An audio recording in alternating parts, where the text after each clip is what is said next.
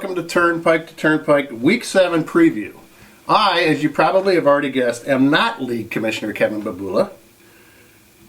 I'm sitting in for Kevin. He called me from the Philadelphia airport and asked me if I could fill in. This is probably 4 or 5 hours ago.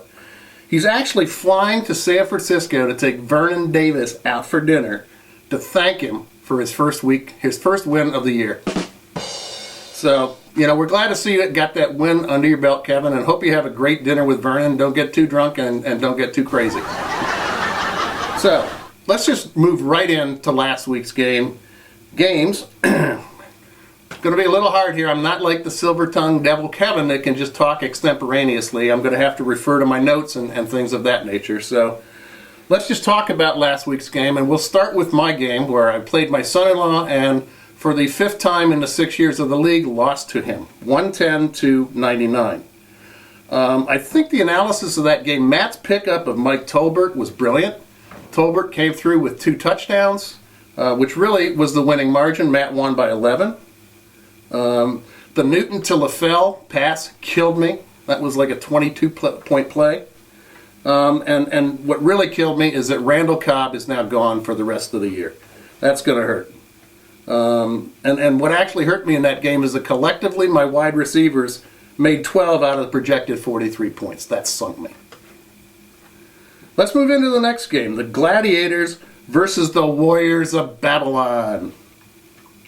Vernon Davis and Stephen Ridley won that game for Kevin. They had huge points. Kenny got some great production for his wide receivers, but his running backs and his tight ends killed his chances for the win. So, great win, Kevin. That score was, let me bring it up quickly. That score was 138-124, the top scoring game of the week. The next game we've got is the Hamilton Square Possums versus Julius Jones. 100-94, very, very tight 6-point win for Jeff Goldenbaum. For Jeff, he didn't have huge misses on points, but Josh Gordon and Vincent Jackson carried the day for him. For Bob, he had great upside from Brandon Jacobs, but not enough other support to pull the game out of the fire. So, good, solid performance from Jeff, great performance from Brandon Jacobs, but just not enough to get Jeff. The next game up is the Asgardian Thunder Gods versus Paper Tiger. Jeff Saminsky coming out as the winner.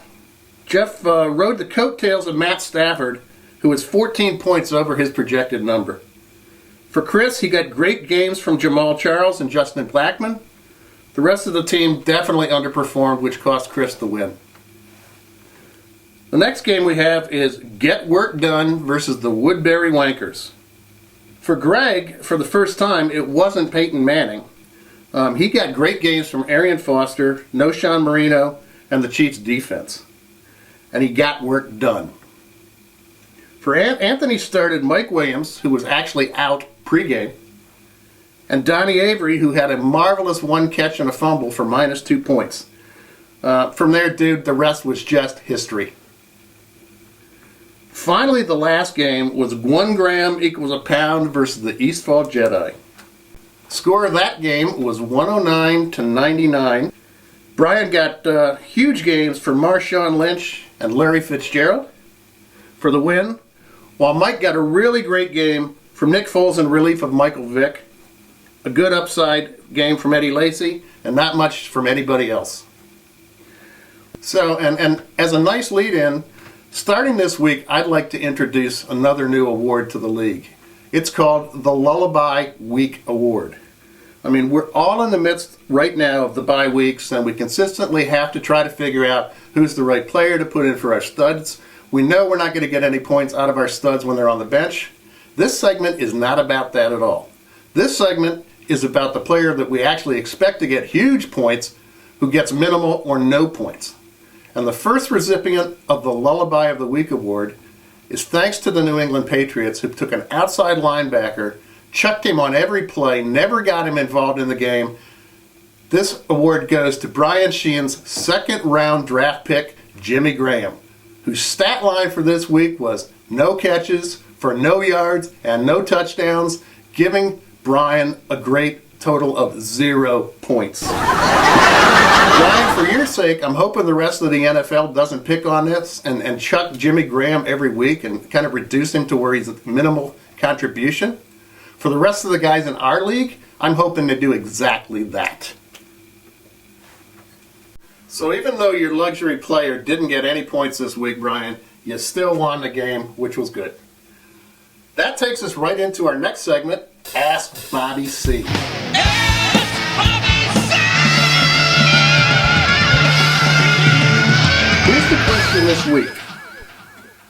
Have a lot of time on my hands. This is actually from Aaron Hernandez. It says, Dear Bobby C, I have a lot of time on my hands looking at all of the fantasy leagues. I'm no longer helping and noticed your league is upside down. At this point in time, Babula is 0-5 and Moore's in first. Am I responsible for this, or is it time for me to shoot the guns and celebrate? Whoops, shouldn't be saying that. Sincerely, Aaron Hernandez, a.k.a. number 168-54373. Bobby gave us a great answer to the question. And here's the answer. If it's more understandable to you than it is to me, God bless you. Dear Aaron Hernandez, please come back soon. We miss you in fantasy football. I am sure you're innocent, and that's why you hired the most expensive lawyer on the planet for your defense. For your defense. It wasn't your chewing gum next to the bullet found in your rented car, even though it was your DNA on it. And the gun that you were shown coming back into your house, you know the security system you tried to sabotage but couldn't, isn't yours. You and Dr. Richard Kimball from the movie The Fugitive are both innocent men. While you have time on your hands before you go to trial, I wanted to point out the Nutty League where John Moore has the best team. Don't necessarily agree with that, but it's just like the Pirates, they finally come through. And by the way, you are much better than Jimmy Graham, that luxury pick from Brian Sheen. But I'm waiting for John to do one of his famous moves just like last year. Don't understand what you mean, Bobby. You'll have to explain it to me sometime. He won't let me down. Now Babula is going to go on a winning streak. Bobby wishes he gives Kevin the kiss of death. Sincerely, Dear Bobby C, a.k.a. the Jewish Midget. Now, that'll take us to this week's games. So now let's talk about this week's upcoming games. And we might as well start with my Downingtown Destroyers versus Jeff Saminsky's Paper Tigers. Both teams only had 8 players when I checked. I need, unfortunately, a replacement for Randall Cobb. Jeff hadn't put a defense in yet. For my team, I really like LaShawn McCoy against the Dallas's beat-up line. And I love T.Y. Hilton in Denver. They're going to have to throw the ball early and often.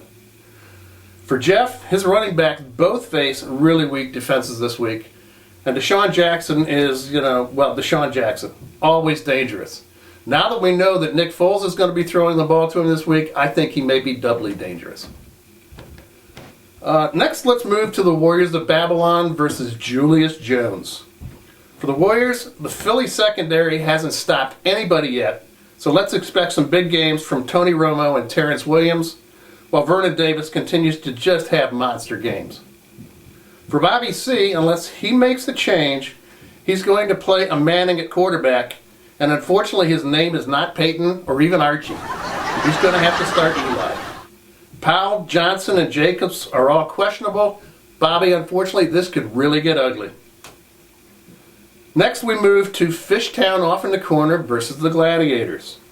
For Matthew, A.J. Green and Victor Cruz both play against weak secondaries, but the running backs, Chris Johnson's not great this year, and you've always got to wonder if Mike Tolbert's going to steal 2 more touchdowns. That's a cause for concern. For Kenny, his team looks solid from top to bottom. Rodgers, Peterson, Marshall, Gates, Jordy Nelson, I just don't see any weak spots there. Right now, my prediction is to see both the brothers face off in the championship game, Kenny against Greg. Let's move on to the East Falls Jedi versus the Hamilton Square Possums. Foles should have a good game against Dallas. Demarius Thomas is always dangerous, but Steve Smith and Martellus Bennett haven't shown a lot this year, and Zach Stacy is really still kind of an unknown quantity. For Jeff's team, his wide receivers all have relatively good matchups this week. His running backs are going to have relatively difficult ones. The big question that I have, and Jeff, the reason I'm asking this question is I've got him in my other league. Will Rob Gronkowski ever stop being scared and play? Next game up is the Woodbury Wankers versus 1 gram equals a pound. Tom Brady, Ray Rice, and Hakeem Nicks have soft opponents this week. Reggie Bush, he's got a tough matchup this week. Donnie Avery's inconsistent, and he's actually has Alex Smith as his quarterback. And Mike Williams is probably not going to play again. Tough week. For Brian, Jimmy Graham is on a bye this week, which, doesn't really matter since he got you 0 last week. Marshawn Lynch is again proving to be a beast. Larry Fitzgerald's starting to show some life. And Danny Woodhead's been a really good surprise for San Diego. Which now gets us to the last game of the week, the Asgardian Thunder Gods versus Get Work Done, Dad against the Son. As I said, Andrew Luck on the other end of T.Y. Hilton is going to have to throw early and often. Kind of think Tony Romo when they played Denver. 2 very, very good running backs in Jamal Charles and Gio Bernard.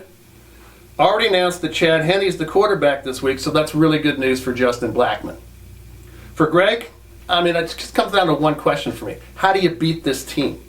Peyton Manning, Arian Foster, Noshawn Moreno, Reggie Wayne, Wes Welker.